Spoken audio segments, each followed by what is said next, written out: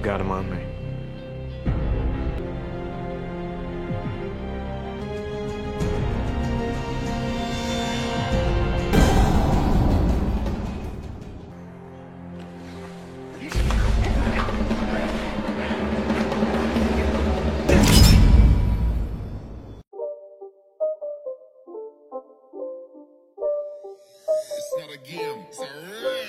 Halo guys, berjumpa lagi dengan saya Stephen di channel Broview. Kali ini saya akan membawakan alur cerita film yang sesuai dengan voting kalian yang sudah saya terakan tuh di komunitas. Dan hasilnya, pemenangnya adalah Prison Break. Nah, dan sekarang saya akan membawakan alur cerita film Prison Break. Dan sekarang kita mulai dengan season 1, episode yang pertama dan kedua. Untuk itu, sebelum masuk ke ceritanya, seperti biasa siapkan apa? Ya tentunya kopi dan Woodbray untuk menemani kalian dalam menonton alur cerita film ini. Dan sekarang kita masuk ke filmnya.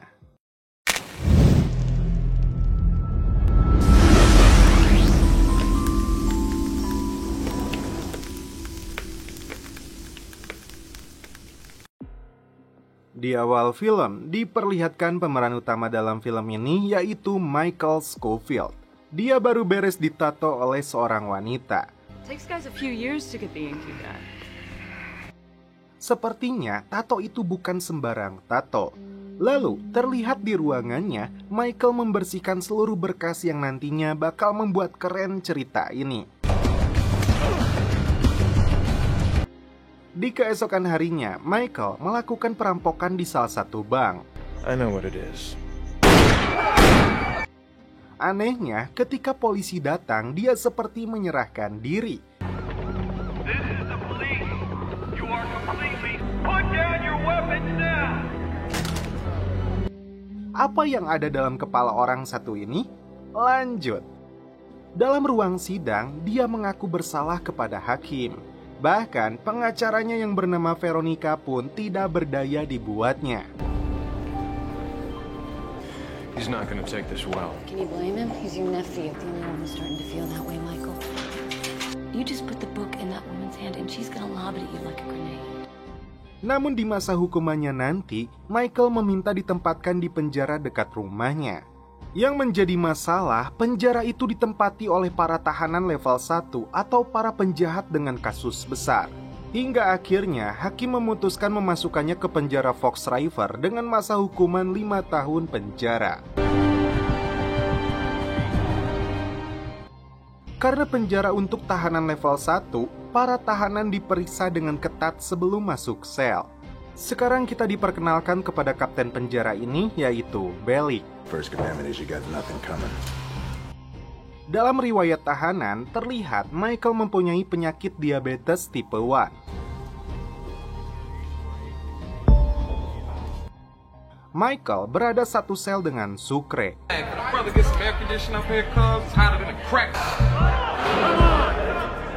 Fish? Ain't nothing to do up in here. Tak lama kemudian, di bawah ada seorang napi ditusuk oleh napi lain. Entah apa alasannya, yang jelas aksi penikaman itu adalah ucapan selamat datang untuk Michael. Berpindah scene ke Veronica yang sedang bersama tunangannya yaitu Sebastian. Dalam obrolan mereka, terungkap Veronica bahkan tidak percaya dalam persidangan itu adalah Michael, karena berbeda dengan sosok Michael yang dia kenal. Kembali ke penjara, Michael ditemani Sucre memasuki lapangan. Sucre memberikan informasi bahwa Trey Street Deuce menguasai lapangan, Nortenos menguasai bangku, dan Woods menguasai alat gym. Namun, sipir adalah geng terkejam di tempat ini. Lalu diperkenalkan seorang kakek tua pecinta kucing bernama D.B. Cooper. Nah, nama D.B. Cooper sempat dibocorkan di scene awal. Dia adalah pembajak pesawat dengan uang curian $1,5 juta. Setelah itu, Michael memperhatikan dengan seksama kondisi penjara ini.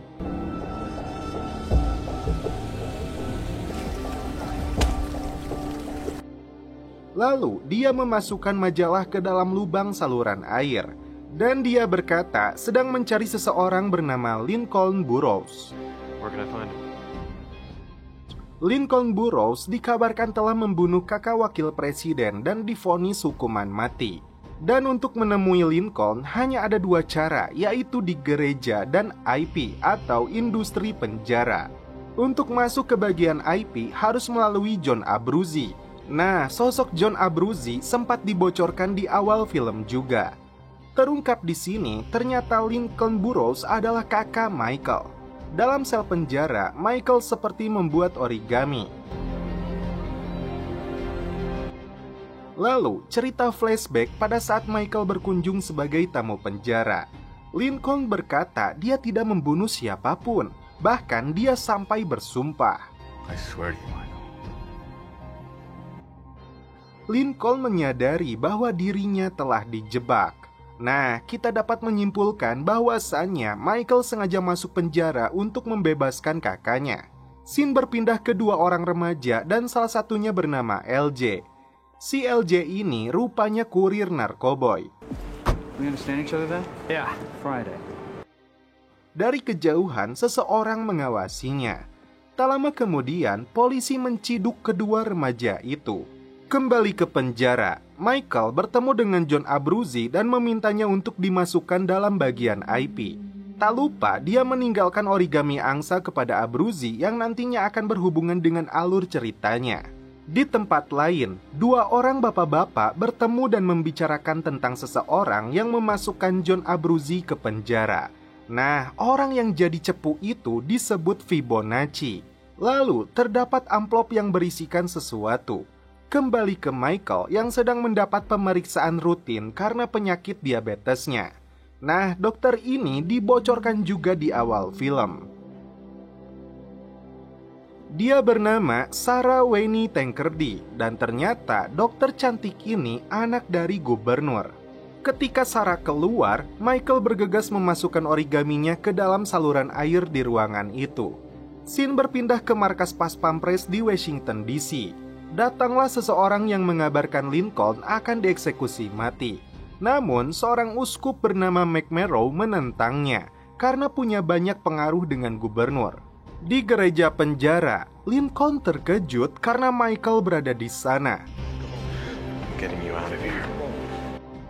Menurut Lincoln, mustahil untuk keluar dari penjara ini. Namun Michael membalasnya. Not if you design the place it isn't. Kemudian, Michael dipanggil oleh kepala penjara bernama Pop. Dia mempertanyakan mengapa orang sepintar Michael masuk penjara. Terungkap di sini, Michael adalah insinyur struktural. Dan alasan Pop memanggil Michael ke sini untuk meminta bantuannya tentang miniatur Taj Mahal. Miniatur ini akan menjadi hadiah ulang tahun istrinya. Dengan satset, di sini Michael menolaknya. I can't do it. Berpindah ke LJ, dia dimarahi ibunya karena kasus narkoba yang menimpanya. Dalam obrolan ini, LJ adalah anak yang pintar, namun sikapnya berubah setelah negara api menyerang, dan itu berhubungan dengan ayahnya. Nah, siapakah ayahnya? Lanjut. Veronica mengunjungi Michael. Nah, Veronica ini sudah paham betul dengan sikap Lincoln dan Michael. Dan terungkap, Veronica adalah mantan pacarnya Lincoln. Michael memberinya kesempatan untuk Veronica mencari tahu tentang siapa yang menjebak Lincoln. Scene berpindah ke rumah uskup McMurrow. Dua orang pas pampres sebelumnya meminta McMurrow jangan ikut campur dalam kasus Lincoln. Namun McMurrow tidak bisa menurutinya. I'm not a man to equivocate. Kembali ke penjara, John mendapat informasi bahwa Fibonacci-nya ditemukan. Dan ternyata dalam amplopnya terdapat origami angsa. Dan itu artinya ini adalah bagian dari rencana Michael.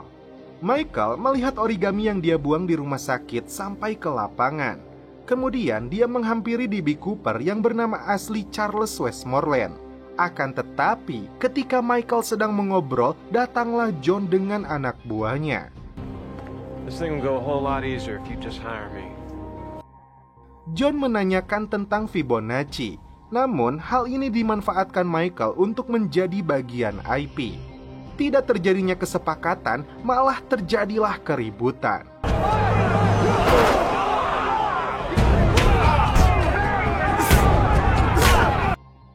Alhasil, Michael dipanggil kembali oleh Pop. Sel isolasi selama 90 hari adalah hukuman untuk perlakuannya. Eits, tidak semudah itu Ferguson, karena Michael mempunyai tameng yaitu miniatur Taj Mahal. Dengan dalih tekanannya tidak tersebar, maka bangunannya akan runtuh. Nah, karena hal itulah Pop tertarik dengan penawarannya. Berpindah ke Uskup McMurrow yang sedang tertidur. Karena mendengar suara, dia pun terbangun dan Veronica yang mendengar kabar kematian itu langsung menyadari bahwa Lincoln dijebak.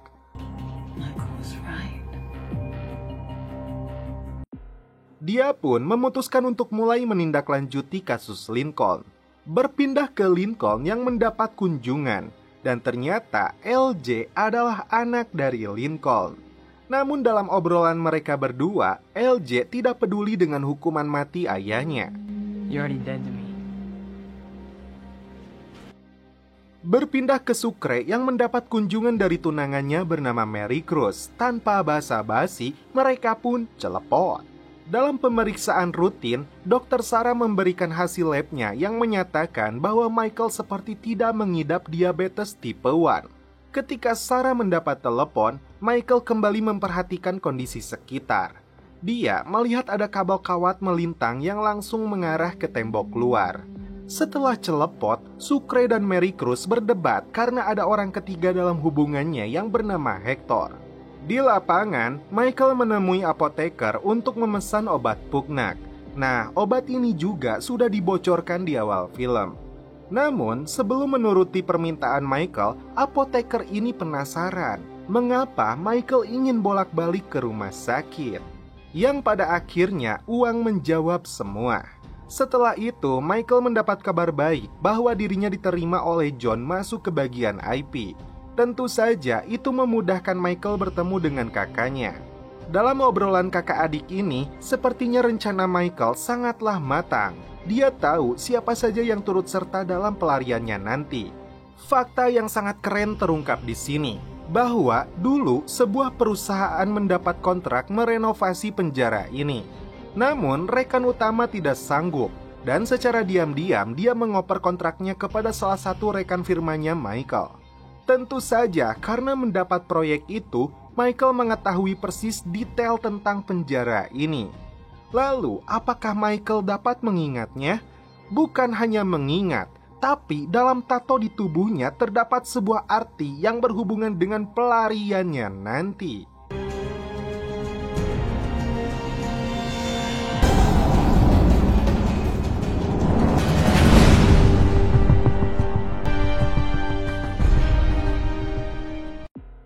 Dan setelah itu film pun berlanjut ke episode 2.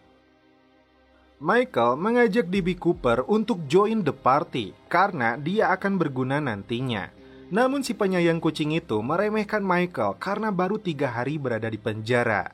D.B. Cooper menambahkan bahwasannya seiring waktu berjalan, geng kulit hitam dan geng kulit putih akan saling menyerang. Di dalam sel, Michael mulai memanfaatkan tatonya. Tato itu berisi teka-teki dan hanya dia yang tahu. Ini tulisannya. Tiba-tiba ada sidak rutin yang dimana seluruh saluran air ditutup agar tidak ada tahanan yang membuang barang selundupan. Ternyata Sucre menyimpan beberapa barang selundupan. Ketika Michael akan membuangnya, dia terciduk oleh Bellick. Beruntung, kepala penjara Pop datang. Alhasil, Sucre lah yang dimasukkan ke sel isolasi. Bahkan, Bellick dipaksa untuk meninggalkan sel Michael. Sebelum pergi, Bellick mengatakan, Pop mengawasi di siang hari dan Bellick di malam hari, maka waspadalah. Di gereja, Michael mengatakan kepada Lincoln kalau rumah sakit adalah tempat terlemah dari keamanan. Terungkap juga di sini, obat pugnak itu adalah obat yang sengaja dia konsumsi agar terlihat seperti mengidap diabetes. Tujuannya untuk memaksimalkan waktu rencana pelarian dia lewat rumah sakit. Di lapangan, Michael menemukan baut yang dia incar. Baut ini bukan sembarang baut. Akan tetapi, benda ini sudah difikirkan oleh Michael sebelum masuk penjara.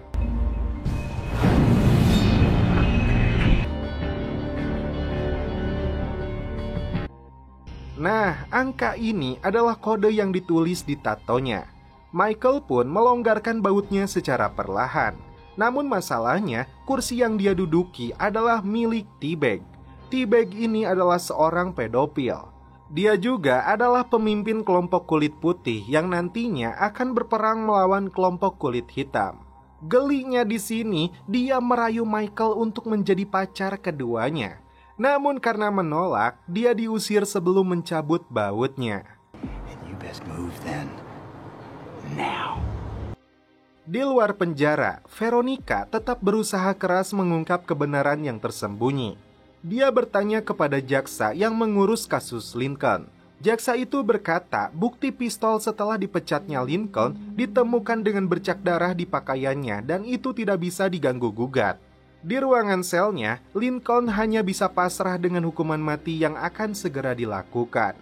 Di lapangan, Michael kembali bertemu dengan Miles untuk menanyakan obat pugnak. Namun si Miles ini terlalu kepo dengan apa yang dilakukan oleh Michael. Bukan waktu yang tepat, karena ketika Michael akan mencabut bautnya, T-Bag keburu datang. Alhasil, baut itu diambil oleh T-Bag. Kemudian, T-Bag mencurigai Michael masuk geng kulit hitam karena berbicara dengan Miles. Sebelum terjadi keributan, sipir membubarkan mereka.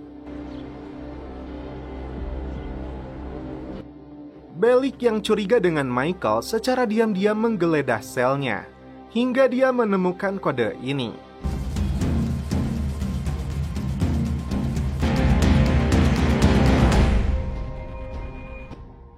Kembali ke lapang, Michael bertemu dengan John.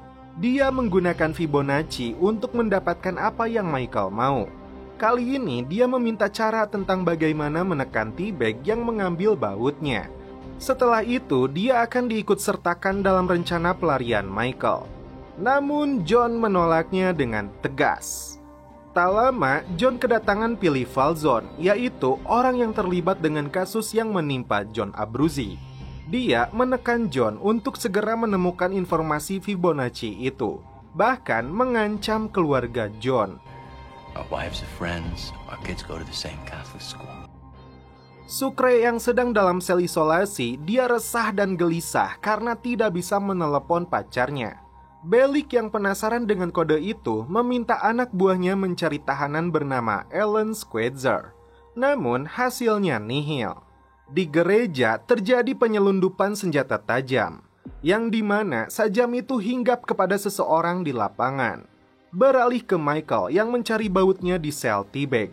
Namun lagi-lagi dia terciduk. Setelah itu Michael berkata, Whatever it takes, you want me to fight, I'll fight. The bolt from the bleachers, that's what it was for.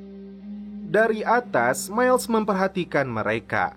Di sini, Michael akan mengikuti permintaan T-Bag sekalipun itu bertarung, dengan imbalan baut tersebut. Di luar penjara, Veronica didatangi jaksa yang dia temui sebelumnya. Dia memberikan rekaman kamera pengawas garasi saat malam kejadian. Terlihat dalam rekaman itu, seseorang yang diduga Steadman baru datang menggunakan mobil. Tak lama, terlihat Lincoln menodongkan pistol dan langsung menembak. Karena rekaman itu, Veronica langsung ngedon. Kembali ke penjara, Bellick menghampiri Michael untuk mempertanyakan arti kodenya. Namun, Michael mengelak. Di kamar mandi, Miles mendapat pugnaknya. Namun, Miles rupanya mencurigai Michael bersekutu dengan T-Bag. Alhasil, pugnak yang dia butuhkan tidak diberikan.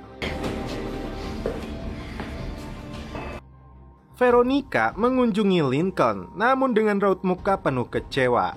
Karena sebelumnya, Veronica sudah melihat rekaman yang terjadi di TKP.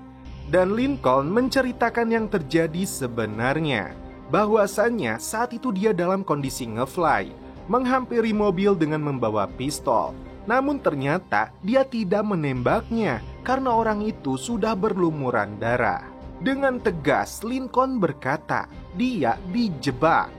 Nah, faktanya dia diperintah oleh seseorang bernama Crab Simon agar hutangnya lunas, dia harus membunuh orang itu yang katanya pengedar narkoboy. Namun yang terjadi, korbannya adalah Terence Steadman, kakak wakil presiden. Veronica berkata, "Mengapa ada orang mau menjebakmu?" Lincoln pun membalas, "Ini bukan tentang aku, namun ini tentang Terence Steadman." Hingga akhirnya Veronica pulang dengan berbekal kekecewaan. Di lapangan, kelompok kulit hitam mulai memperlihatkan solidaritasnya. Di sisi lain, Sucre yang sangat sayang sama pacarnya itu bahkan tidak bisa memberinya ucapan ulang tahun. Lalu Sin berpindah ke jaksa yang sebelumnya bertemu Veronica. Dia didatangi 2 orang pas pampres. Tujuan mereka berdua berkaitan dengan salinan rekaman CCTV yang sekarang ada di Veronica. Kembali ke Veronica yang sedang mendatangi kediaman Crab Simon. Namun ternyata Crab Simon dikabarkan telah tewas. Di penjara, semua tahanan dikeluarkan dari selnya untuk pemeriksaan rutin. About to jump off, fish.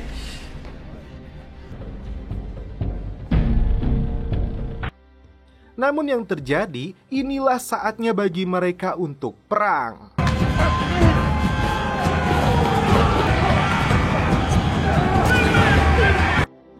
Di tengah kerusuhan itu, Michael mendapat serangan dari pacar T-Bag. Tak diduga, dia dibunuh oleh kelompok kulit hitam. Masalahnya, T-Bag melihat Michael yang membunuhnya. Setelah kejadian itu, Michael terlihat kena mental. Namun, di lain sisi dia harus tetap pada rencananya.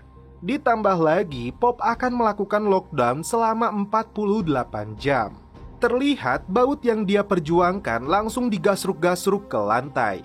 Kembali ke Veronica, dia mendapat telepon dari mantan pacar Crab Simon yang bernama Leticia Barres. Leticia mengajaknya bertemu di tempat ramai agar aman dari tanda kutip mereka. Terlihat dari raut wajah dan gestur tubuhnya, Leticia ini seperti menyimpan rasa trauma yang mendalam. Leticia membeberkan sebuah fakta bahwa Crab Simon bukan tewas karena overdosol, melainkan dia dibunuh setelah seminggu kejadian Lincoln. Jadi gini, karena dalang dari semua ini tidak mau terbongkar, maka dia memerintahkan tanda kutip mereka untuk membunuh semua yang menjadi saksi. Di tengah obrolan itu, Leticia melihat mereka datang dan langsung pergi meninggalkan Veronica. Ternyata yang dimaksud tanda kutip mereka itu adalah 2 pas pampres ini. Nah, bisa diambil kesimpulan bahwasanya si 2 orang ini adalah suruhan dari dalang yang sebenarnya. Di sebuah tempat healing Blackfoot, Montana, wanita paruh baya inilah yang memerintahkan pas pampres itu. Dan siapapun yang menghalangi rencana mereka harus disingkirkan, termasuk Veronica. Yang menjadi pertanyaan, siapakah wanita ini? Lanjut. Michael masih ngagasruk-gasruk bautnya ke lantai. Di samping itu, T-Bag terus menghantuinya dengan ancaman. Tidak menjadi masalah, dia terus mengasah bautnya hingga menjadi sebuah bentuk yang sudah dia perhitungkan sebelum masuk penjara. Nah, di sini kode Squeezer Allen terkuak. Squeezer adalah pemasok barang industri seperti toilet sel penjara. Nah, Allen adalah nama baut 6 mm yang menjadi penopang toilet itu. Ukuran baut itu sudah disematkan dalam tatonya, hingga akhirnya kalkulasi menentukan prestasi. Di sisi lain, Michael mendapatkan pugnaknya karena Miles telah mempercayainya setelah kerusuhan itu. Di rumah sakit, Michael diambil sampel darahnya untuk membuktikan dia pengidap diabetes level 1 atau tidak. Beruntung, karena dia mendapatkan pugnaknya sehingga kadar glukosa dalam tubuhnya naik dan dinyatakan fix diabetes. Keluar dari rumah sakit, Michael langsung digiring oleh Bellick hingga akhirnya bertemu dengan John. Oke, sekarang kita bisa menyimpulkan bahwa Bellick bekerja sama dengan John. Namun di sini yang menjadi pertanyaan, apa urusan mereka berdua bekerja sama untuk melumpuhkan Michael? Di sini, John memaksa Michael untuk membuka mulutnya tentang Fibonacci. Namun, Michael tetap tutup mulut. Dan ini yang terjadi.